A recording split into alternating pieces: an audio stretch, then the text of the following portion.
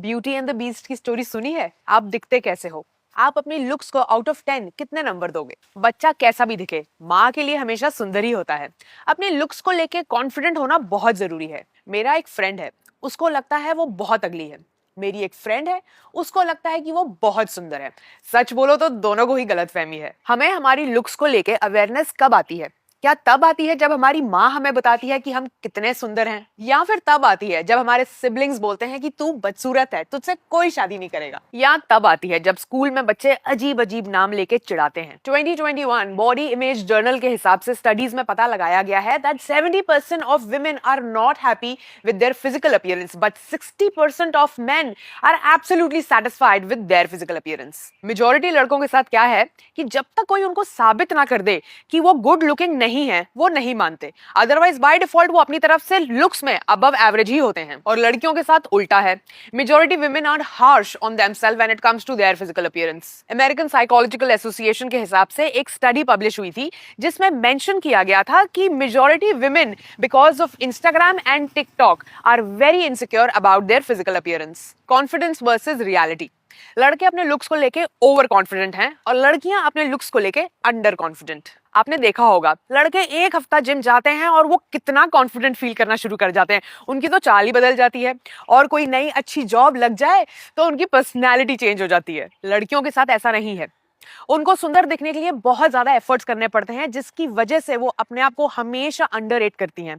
Physical appearance को लेकर लड़कियों में काफी एंजाइटी भी पाई गई है। बहुत सारी वीडियोस में ऐसा दिखाया जाता है कि लड़कियां अपने आप को जरूरत से ज्यादा प्रिटी समझती हैं, बट एक्चुअली ये वीडियो सारी बेसलेस होती हैं। स्टडीज के हिसाब से ऐसा कुछ नहीं होता। लड़कों के लिए प्रायोरिटी होती है पैसा। लुक्स हो या ना हो कुछ खास फर्क नहीं पड़ता, पर लड़कियों के लिए फिजिकल अपीयरेंस बहुत इंपॉर्टेंट होती है। देखो, इस दुनिया में कोई तो होगा जिसके लिए आप बिल्कुल अगली हो, और कोई होगा जिसके लिए आप बहुत सुंदर। ब्यूटी बहुत सब्जेक्टिव होती है। आपके लिए कुछ और हो सकती है और मेरे लिए कुछ और। मैटर करता है कि आप अंदर से कितना हैंडसम या प्रिटी फील करते हो। सेल्फ वर्थ फिजिकल अपीयरेंस से जज नहीं की जा सकती।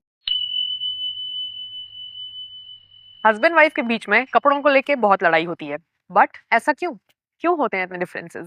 फैक्ट तो ये है, लड़कों को छोटे कपड़ों से कोई प्रॉब्लम नहीं है जब तक दूसरी की बीवी या गर्लफ्रेंड पहने, बट जब खुद की बीवी की बात आती है तो उनकी रोका टोकी शुरू हो जाती है, क्योंकि उनको पता है कि लड़कों का दिमाग कैसे चलता है। वो ये तो कभी नहीं चाहेंगे कि उनके घर की लड़कियों के बारे में कोई उल्टा सीधा सोचे या कमेंट करे। लड़कियों को रोका टोकी की आदत बचपन से होती है। हस्बैंड की रोका टोकी उनके लिए कोई नई बात नहीं।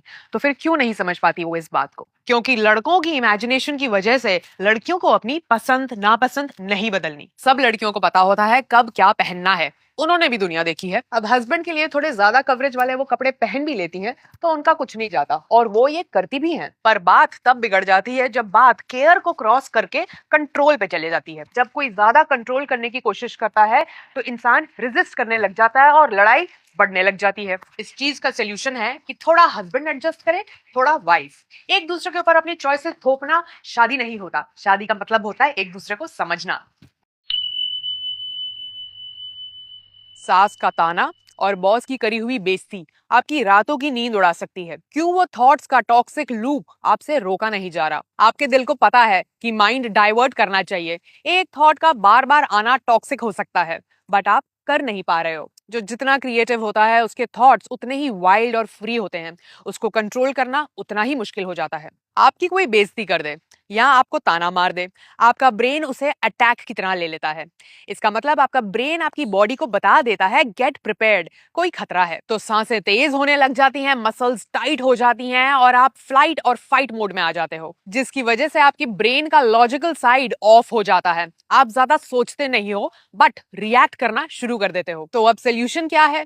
इसे कैसे कंट्रोल किया जाए? फर्स्ट स्टेप है अपने ब्रेन का फाइट और फ्लाइट मोड ऑफ करें, जो 5 to 15 मिनट की स्लो और डीप ब्रीदिंग से होगा। फिर हम दो टेक्निक्स यूज करेंगे, cognitive interruption and pattern interruption. जैसे ही कोई थॉट्स आपको परेशान करना शुरू करें, आप अपने दिमाग में तेज आवाज में बोलिए स्टॉप। फिर अपने आप को तेज रनिंग करते हुए इमेजिन और फील कीजिए। फिर आपके आसपास जो भी कुछ लिखा है उसे पढ़ना शुरू कर दीजिए। फिर जब आप इस लूप से थोड़ा बाहर आ जाओ, आपको अपना logical side of brain active करना है। फॉर एग्जाम्पल, आपकी सास ने आपको बोला है, पहले की लड़कियां कितना काम करती थी, आजकल की लड़कियां तो कितनी कामचोर हैं। फिर आप अपने आप को बोलेंगे, ये आपकी सास की सिर्फ एक सोच है, सोसाइटी की रियलिटी नहीं। आजकल की लड़कियां करियर के साथ साथ घर भी संभाल रही हैं। लड़कियां कामचोर नहीं है, आपकी सास की सोच गलत है। हो गया कॉग्निटिव इंटरप्ट। अब बात करेंगे पैटर्न इंटरप्शन की। ये उनके बहुत काम आता है जो क्रिएटिव लोग होते हैं। फॉर एग्जाम्पल, आपके बॉस ने आपको बोला, you are good for nothing, तुमसे तो कोई छोटा सा काम भी नहीं होता। इस केस में आप इमेजिन करेंगे कि आपका बॉस गधे में बैठा हुआ है और ये बात बोल रहा है, और आपके साथ साथ पूरा ऑफिस उसका मजाक उड़ा रहा है। बहुत से लोगों में एक नेगेटिव लूप की वजह से एंजाइटी ट्रिगर होती है। उन लोगों के लिए ये सारी एक्सरसाइज के साथ साथ 15-20 मिनट की वॉक करना बहुत जरूरी है, ताकि उनकी बॉडी एक हड़बड़ाहट और एंजाइटी से बाहर निकल सके। अगर आप ये सब सही तरीके से करेंगे तो आप एक नेगेटिव लूप से इमोशनली अपने आप को डिटैच कर सकते हैं। अगर आप ये सब एक्सरसाइजेस सही तरीके से समझ चुके हैं तो आप इनको अपनी लाइफ में कई सिचुएशंस में इंप्लीमेंट करके अपने आप को इमीडिएटली बेटर फील करा सकते हैं। 3D4 E5 मिसेस मूवी देखी है?